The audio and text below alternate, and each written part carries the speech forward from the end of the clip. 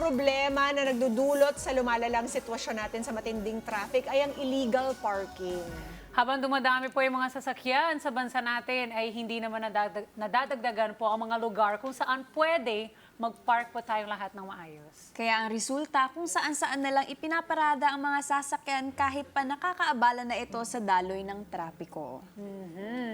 Kaya naman po ngayong araw ay parking rules and regulations po ang ating pag-uusapan kasama ang ating nagbabalik na bisita, ang head ng MMDA Special Operations Group Strike Force na si Sir Gabriel Go. Welcome back, Welcome back, sir. Salamat, and actually I'm glad to be back here, no?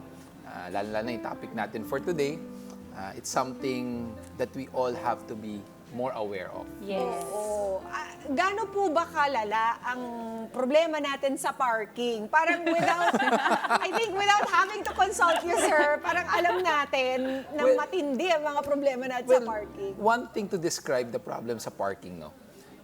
Maraming sasakyan, but tama po kayo, hindi dumadami ang parking spaces. Sasakyan lang ang dumadami. Yun na nga. Oo. So that's one characteristic. More vehicles, but we do not have enough space to Correct. accommodate parking. So it's a very big problem that is slowly, pag hindi natin mapagtutuunan ng pansin, it will go out of hand.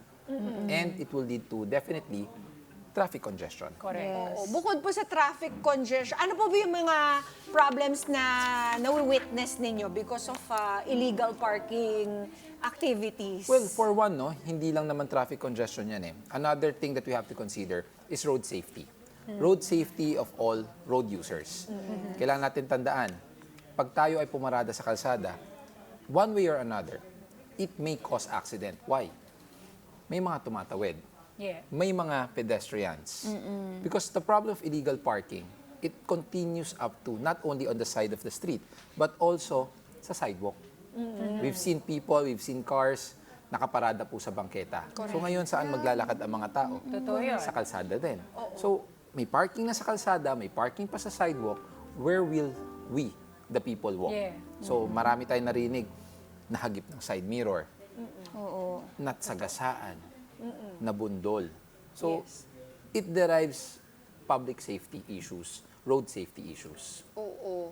Ano po ba ang mga usual na parking regulations when it comes to, let's say, unahin muna natin sa residential areas. Okay lang po ba na magkabilang side? Minsan, ang kipot na ng kalye. Magkabilang side pa may nakapark. Well, for one, ang mga kalsada kasi, technically, hindi siya dapat parking. It should not be a garage, it should not be a parking slot.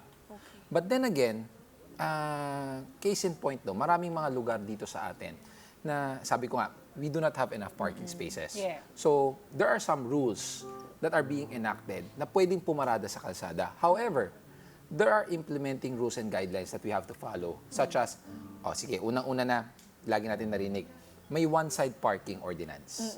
Okay, how can a one-side parking ordinance be valid? One, it should be approved by the city. Okay. So marami po tayong na-encounter, sir, pinayagan po kami pumarada ng barangay. Nasaan po ang papel? Ilalabas nila, it's just a resolution. So lagi namin sinasabi, it's not yet valid until it's being approved by the Yeah. city council. Yes. Pangalawa, general parking rules and regulations. There is a basis that we are using, which is the Republic Act 4136. It indicates areas which parking is not allowed.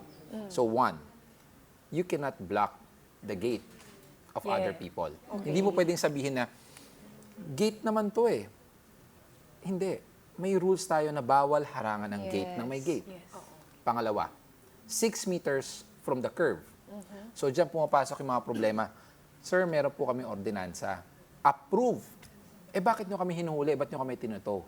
You are parked less than 6 meters from the curve. The reason why curve lines should be cleared, it's because lumiliko ang sasakyan. Correct. Yes. So there are big chances na pwedeng sumabit yung sasakyan pagliko Danger niya. yun, oo. It endangers people also. Why? Nasaan ang pedestrian crossing usually? It's near the curve. So now, pag tumawid ang tao at may kotseng nakaparada, hindi mapapansin. Hindi mapapansin. Pwedeng mahagip yung tao. Parang blind, nagiging Blind spot siya. Yan. So, there are some general rules that we have to follow. Aside from that, footbridges. There is a radius, a diameter wherein you cannot obstruct yung ilalim ng footbridge. You cannot obstruct bridges or even overpasses. So, hindi pwedeng paradahan yan. Bakit? There are chances also na pag may kotseng nakaparada sa ilalim, it defies the purpose. Bakit? May hagdanan yan kung saan aakit ang mga tao. So, kung ito may nakaparada na sakyan, anong gagawin natin? Tatumbling tayo dun sa kotse. Diba? So, bawal din po yan. And isang pinaka-importante na I think nawawala sa isip ng ating mga kababayan, fire hydrants. Yes. Diba? We've seen a lot of vehicles blocking fire hydrants. Always remember, fire hydrants should be kept clear all the time because in times of emergency, paano kukuha ng tubig ang mga firefighters or mga rescue teams natin. So those are some of the basic fundamentals that we have to know kung saan pwedeng pumarada at bawal pumarada.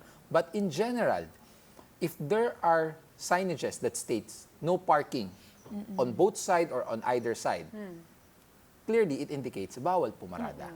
And aside from that, uulitin ko po, once na walang ordinansa ng parking, it means you cannot park on the street. Okay. And then, meron din po, if it's not an obvious no parking sign, sir, kahit dun sa mga bangketa, merong mga clues. Correct. Diba? Kapag pulang-pula ito, bawal mag-park Yes. dyan. Actually, that's the most basic doon, no? 6 meters from the curve line, bawal pumarada. You cannot obstruct the pedestrian crossing. Okay. Parang hydrant lang yan. Bawal Yes. kayo pumarada. Yes. And the most normal thing right now na nakikita natin, nakapark na yung kotse sa kalsada, half of the car nakaangat pa sa bangketa. I've seen that. Yes, So totoo. definitely it's a no-no. Okay. Because it defies the purpose of having a safe passage for pedestrians. Tandaan natin, ang sidewalk, it's meant to be used by people and not to be used for any obstruction and for cars. Okay. Paano po sa mga commercial areas naman? Ito po talagang nakaka-frustrate din kasi parang parami ng commercial establishments, hindi naman sila nagpo-provide ng parking. Yes. Tapos pagdadamutan ka ng mga Maghahanap ka katabi pa. ng pupuntahan mo kasi parking daw nila yon. Well, ano yan marami kasing instances. We're going back to the problem again, no? There are more vehicles, but we are not getting more parking spaces. So, first and foremost, we're not, hindi natin pinagkakaila ang maghanap buhay. Yes. Everyone needs to make a living. Lahat tayo kailangan magnegosyo, yung mga negosyante. But then again, it's part of having a business establishment, yung responsibility to provide ample parking spaces for your clients or your customers. But, sige, may mga certain areas na nag-renta lang kami. So, what can we do? Ito lang ang parking space namin. Ngayon, dyan papasok yung mga considerations na, okay, itong parking slot mo can accommodate, let's say, 5 cars. If your parking is also blocking the sidewalk, di ba? So now, kailangan nyo mag-adjust. At all times, you cannot block the sidewalk. Right. So ngayon, palitan natin yung orientation ng parking space nyo.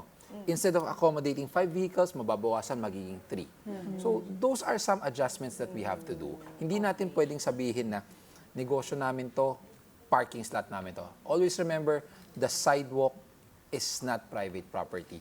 It's government-owned and it's to be used by pedestrians. Yeah. Or siguro, isang magandang suggestion, kung maganda ang negosyo, it's earning, lumalago, why not provide valet parking, valet services, di ba? Oo, dagdag parang sa kita nila yon as a business. Probably that they can do that also. They can provide valet services or there are a lot of establishment nowadays no actually. Nag-a-adjust na sila. Dahil sa kaka-operate namin, nahuhuli yung customer. Meron isang establishment, sinabi sa amin, sir, nagrenta na kami ng vacant lot to be used as a parking space. Yun, Mas okay Diba? pa yun. Oo. So we have to be more considerate Yes. of all the road users. Ayun nga pala, sir. Paano yung, ano po yung mga penalties? Katulad, Kapag usapan natin yung nangyari Katulad sa akin. Kasi ito, Katulad nila, Diana. okay, nangyari sorry, Ems, kinuwento ko na.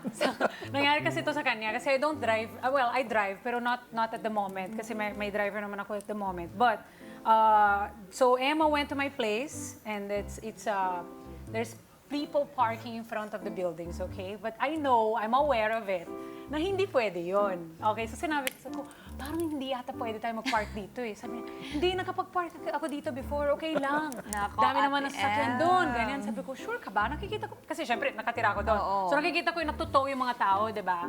The reason why kinuwento ko ito, sir, it's because I want people to be aware of what happens when this happens. Kasi nga, the reason kung bakit super hassle pala siya is for the solely purpose na talagang hassle siya.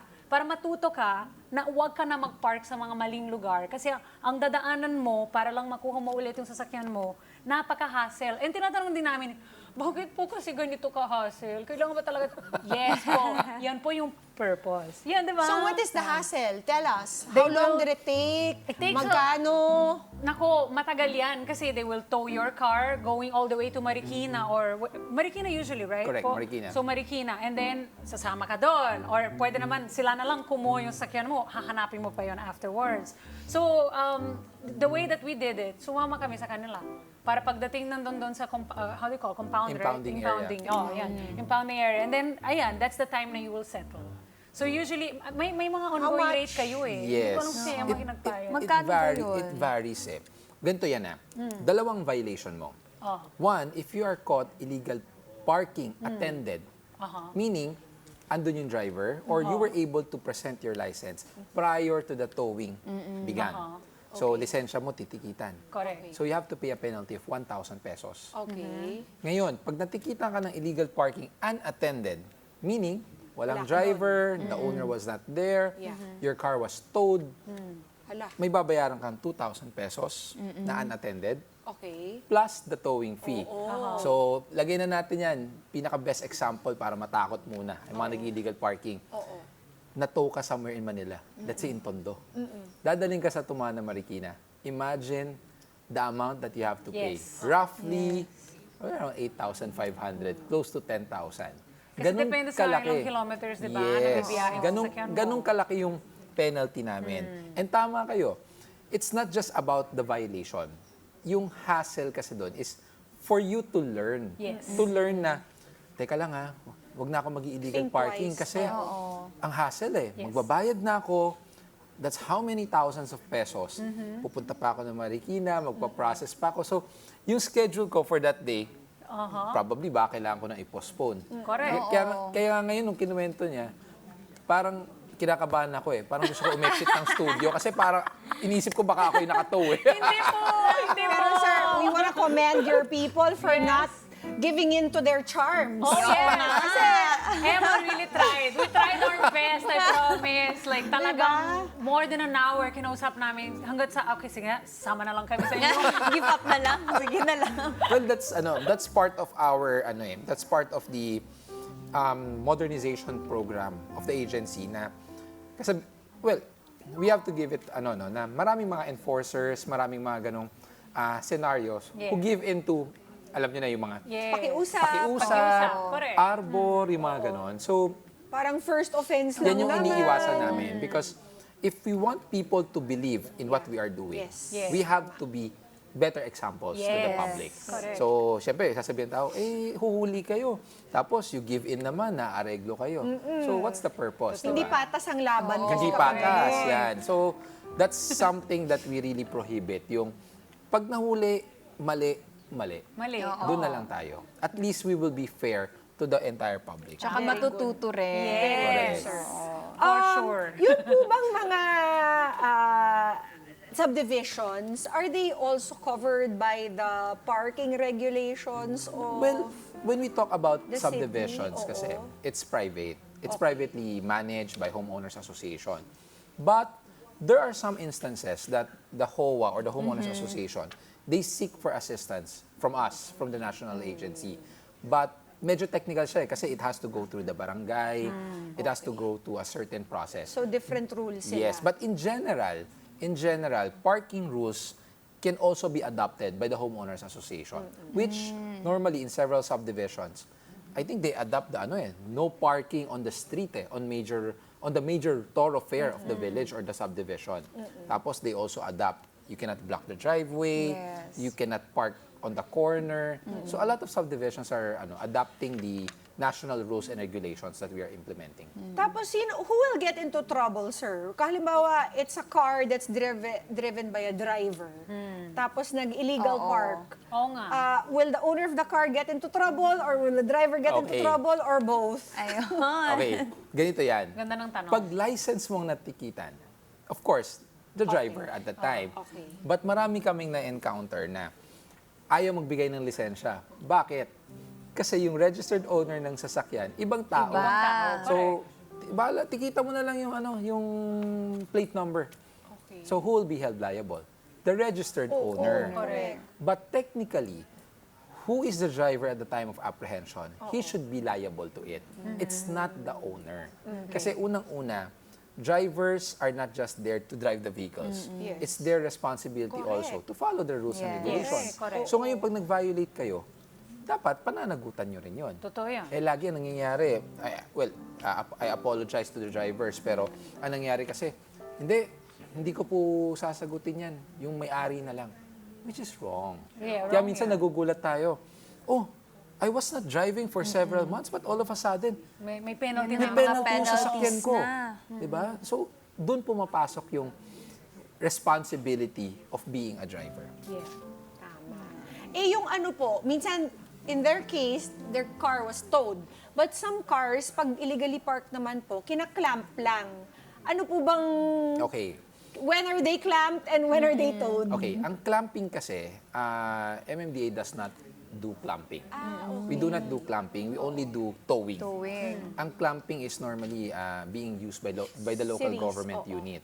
So the reason why do they clamp vehicles, it's because they do not have tow trucks at the time when they did the operation. So the reason there is, pag kinlamp namin yung kotse, hindi mo maaalis yan, you have to go all the way to the local traffic bureau, probably to the city hall, to settle your penalty. Then sa kanila tatanggalin yung clamp. So it's still a hassle. Yeah. But in my point of view, the reason why we conduct clearing operations of illegal parking, obstruction, is to immediately remove obstruction. So that's the reason Obstruction pa rin siya. why. Correct. Correct. So that's one of the reasons why sa amin, pag may illegal parking, walang driver, we tow it at once. Why? Kasi the purpose is to remove the obstruction para magkaroon ng continuous mobility yung mga sasakyan. And I'm sure, sir, meron din mga cases na medyo nadadamage ang mga sasakyan by hindi naman sinasadya. Siyempre, that's part of it. Well, that's part of it, no? Pero, sige, going back to the responsible ownership of a vehicle. If you do not want your vehicle to be damaged, iparada natin sa maayos na lugar. Di ba? True. Din. Kasi, True. ano yan possession natin yan It's like a possession na, gusto mo ba nakaiwan lang dyan? Pwedeng manakaw, pwedeng magasgas, di ba? So, it can be damaged. So, it's your possession, you have the responsibility to protect it and to ensure the safety of it. So, ngayon, hindi may iwasan. Naka-illegal park, may na-damage. That's why, when we conduct operations, everything is well documented. May picture, Meron may silang video. Yes. Alam na alam. Ano yan? Umiikot yung video ng towing crew sa buong kotse, tinuturo pa yan, ito may gasgas. Ganon. Yung mags may gasgas. Ay, also, yan ang sagot niya. Sabi niya, I have Yes. to make sure po na walang sira po yung sasakyan niyo. Correct. Kasi what's going on? So, may camera pa kami. Sabi ko, I feel so bad. What am I doing here? Natuto na, Ate Day. Natuto na Ayun. kami. So yun, we do the documentation para at least when the owner claims the vehicle, wait lang, ba't may damage to? Sir, ito po yung video. Yeah. These are the pictures of the vehicle before it was towed. Correct. And when it was towed on top of the tow truck. Dalawa yan. Yeah. But there are instances na merong hindi natin mga maiwasan. gasgas. Hindi natin Oo, maiwasan talaga. So, the towing company has the responsibility for it naman. So, pag meron talaga instances na hindi maiwasan, our tow trucks are insured. May pananagutan naman yan. Insured naman ang mga tow trucks namin. Tapos, Sir Gab, halimbawa na tow, tapos hindi mo naman inabutan. paano mo ma-determine kung ang kotse mo ba ay na-tow? I mean, kung honestly, hindi mo alam na you're not allowed to park there, paano mo malalaman for certain na ito'y tinow at hindi nanakaw? Unang-unang gawin, mag-panic. No. Biro lang. Sabi nila minsan daw sinusulatan yung kami. Ganun ba? They leave a note, right? Yes. The joke lang yung mag-panic ka. Pero ano yan, pag natow namin yung sasakyan, merong nakaiwan na impounding notice yan. Yun, no. So the impounding notice is either left with the nearest establishment, Or the guard the security na guard, nandun. or worse, pag let's say wala talaga, dinidikit namin sa Dinidikit pader dyan, yan. oo. Dinidikit namin sa pader. But as much as possible, we give it to anyone who is there. Let's say, Yeah. parking attendant, establishment, guard. Kasi we don't know mamaya biglang umulan, mabasa yung papel. Or there are instances, inipit mo sa bato, biglang kunin yung bato, mapagtripan. So, mawawala. But most of the time naman, yung mga natutow namin, paglabas sila, pag wala na yung kotse, alam na nila. Kasi no parking nakalagay eh. Hindi sila. Gaganon na lang. Nako. Pero sir, talagang kakaiba na talaga ang problema natin sa parking ngayon. Di ba meron mga kotse na marunong mag-park ng Yes. sarili nila? Tingnan ko lang kung kayanan nila ang parking situation. Parang gusto ko makakita yung mga masisilip na parking, kaya pa rin nila yun eh. Kaya ang ilang paalala nyo na lang, Sir Gab, sa ating mga kada para maiwasan itong mga ganitong klaseng hassle and incurring costs nito. Well, unang-una, para hindi kayo mag-panic paglabas nyo ng establishment o wala yung sasakyan nyo, let's be more considerate. Let's be more sensitive of our surrounding. Lagi naman pag nagmamaneho tayo, merong mga traffic signages, there are road markings. So, tingnan natin ang paligid natin. Let's be more sensitive of the environment. And from there, malilesen yung hassle nyo of being towed. Or, syempre, sayang din naman yung babayaran yung violation. True. So, we encourage the public to be more, let's have the shared responsibility, not only when it comes to road safety, but also ensuring, one, mobility on our roads, two, mabigyan natin ng safe passage ang ating mga pedestrians. That's right. And is there a hotline that people can call, sir? Halimbawa, this happens to them para ma-determine, ma-ascertain na ito pala'y tinow naman at hindi. Well, meron naman tayong mga, as I said, meron tayong impounding notice na iniiwan. So, Hanapin nyo yan. Yung impounding notice na yon, indicated din yung number ng towing representative. Naka-indicate din doon kung sinong towing company, what time it was towed, and kung sinong enforcer ang nag-issue ng ticket. So everything is complete doon sa towing and impounding notice natin. I know. Alam niya mo yan. Plus the panic. Plus the panic when you paglabas mo. Alam ko din yan, yung panic. Grabe yung panic. Nangyari na lahat at Day. Ayaw. Kaya, Sir Gabriel, maraming salamat po for coming over. I'm sure welcome topic po ito na iba naman tayo sa baha at kung ano-ano. I'm sure all your interviews have been about that the past couple of weeks. Salamat po, Sir Gabriel Go, sa pagsasagot ng aming mga tanong at sana ay hindi na mangyari sa inyo to pagkatapos nitong conversation na ito, di ba? Meron po ba kayong pwedeng maibigay na contact details for our Kadas with questions? Well, normally naman, no, if you have any questions, you have any complaints, ano yan eh, actually we encourage the public to also collaborate with us. Alam naman natin, hindi natin kayang bantayan 24/7 ang mga kalsada natin. We encourage the public to help us also. Kung kayo po ay may nakikita mga illegal parking, obstruction, you may also send us a message or pwede rin po kayo magpadala ng sulat sa aming ahensya through our Public Concern and Response Management Unit. And aside from that, meron po tayong 8888 complaint hotline. So pwede po kayo tumawag doon. Pwede nyo i-report yung mga illegal parking. And lahat po, if you think na the sidewalks in your area are being used illegally for, let's say, establishment, let us know. Magtulong-tulong po tayo para mas mapabilis at mapaganda natin ulit ang ating mga lansangan. Maraming Salamat. Thank you. Maraming salamat din po. It's an honor to be back. Thank you. Ito naman, mga kadang tamang pagpaparada ng mga sasakyan ay hindi lang simpleng pagsunod sa batas trapiko. Ito rin ay nangangahulugan ng pagiging responsable at disiplinado nating car owners. Kaya naman po, ipark natin sa tamang ating mga sasakyan para na rin sa kaayusan at kaligtasan nating lahat. Let's get together. Sunday 25. Sunday 25.